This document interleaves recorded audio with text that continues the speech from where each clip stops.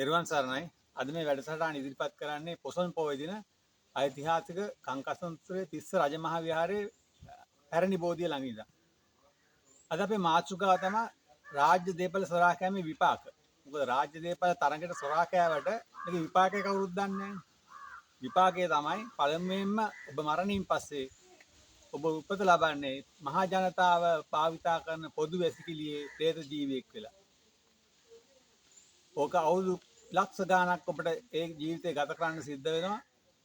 ඔබට සිදු වෙන්නේ මහා ජනතාවගේ මල මුත්‍රා අනුභව කරන പ്രേත ජීවියෙක් වශයෙන් ජීවත් වෙන්න. එතනින් අවසන් වෙන්නේ නැහැ ඔබේ ජීවිතේ. ඔබ හම්බ කරපු හොරා කාපු හැම රුපියලක්ම රජයට ගෙවන්න සිද්ධ වෙනවා. ඔබ ගෙවන්නේ කොහොමද? එක්ක කුකුලෙක් වෙලා බෙලිකකුම් කාලා රුපියල් වලින් ගෙවන්න වෙන හැම සතයක්ම එක්ක හරකෙක් වෙලා එළුවෙක් වෙලා ඌරෙක් වෙලා ඒ හැම රුපියලක්ම ඔබ අයථා ලෙස පාවිච්චි කරපු හැම රුපියලක්ම රජයට නැවත ලබා දෙන්න සිද්ධ වෙනවා. පැරණි සිද්ධියක් මම කියන්නම් මේ අවස්ථාවේදී.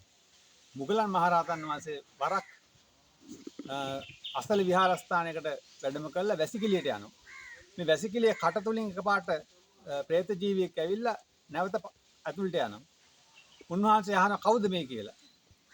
කවුද මේ කියලා අහනකොට කියනවා මම මේ විහාරස්ථානයේ හිටපු උපාසක කියනවා. ඇයි මෙතන මෙහෙම ඉන්නේ? ස්වාමීනි මම මේ සාංගික දේපල සොරා කෑවා. සොරා කෑවා කියන්නේ ඇයි මොකද්ද කළේ අහනවා. එතකොට කියනවා මේ විහාරාධිපති ස්වාමීන් වහන්සේ මට කිව්වා මේ විහාරස්ථානේ පිටින් වඩන හැම ස්වාමීන් වහන්සේ කෙනෙක්ම කොහොම හරි මොන හරි කරලා එළවලා දාපන් කියලා. මම මේක කළා. ඒ කරපු එකේ විපාකයේ වශයෙන් මට මේ වැසිකිලි වලේ പ്രേත ජීවියෙක් වෙනවා. ඒතර අහන කොහෙද පන්සල් ලොකු හාමුදුරුවෝ? මම ඉන්නේ උන්වහන්සේගේ කර පිට. බලන්න වෙලා තියෙන්නේ වැසිකිළියට යන පුද්ගලයාගේ මල පහ ටික මේ പ്രേත ජීවිය අනුභව කරන. මේ പ്രേත ජීවියා ඉන්නේ ස්වාමින් වහන්සේ කරවන්නේ. මේ പ്രേත ජීවියාගේ මල මුත්‍ර ටික අර ස්වාමින් වහන්සේ අනුභව කරනවා. අන්න ඒක තමයි විපාක. මේ විපාක දන්නේ දරුණුව විපාක විඳින්න සිද්ධ වෙනවා. මේවා දන්නේ නැහැ. මේවා කියලා දෙන්න කෙනෙක් නැහැ. ඒක නිසා තරගෙට රාජ්‍ය දේපල සොරා කරන වැඩිම විපාක දෙන්නේ සාංගික දේපල සොරා කෑම.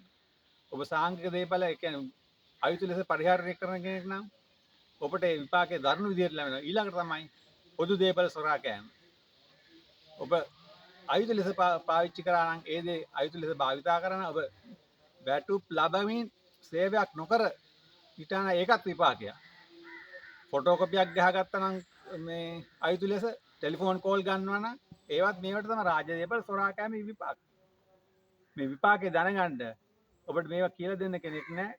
කොහොම කියලා දෙන්න කෙනෙකුත් හොයාගන්න අමාරු තරම්. එහෙනම් ඔබට මේක වීඩියෝ ගොඩක් ප්‍රයෝජනවත් වෙයි කියලා හිතනවා. සියලු දෙනාටම තෙරුවන් සරණයි.